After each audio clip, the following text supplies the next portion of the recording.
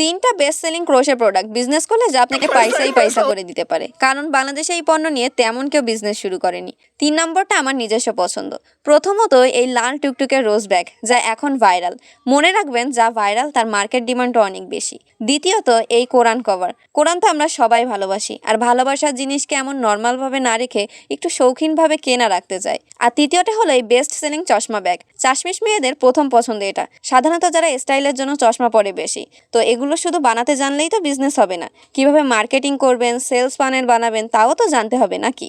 এই প্রতিটা প্রোডাক্ট যদি ঠিকভাবে মার্কেটিং করতে পারেন, তাহলে আপনার কাস্টমারের অভাব হবে না ইনশাল্লাহ।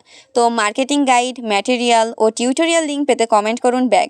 আমি পুরো পিডিএফ ডিএম করে দেবো ইনশাল্লাহ। আর হ্যাঁ, ক্রোশের প্রথম এপিসোড এত পছন্দ করার জন্য জাজাকাল্লাহু খাইর।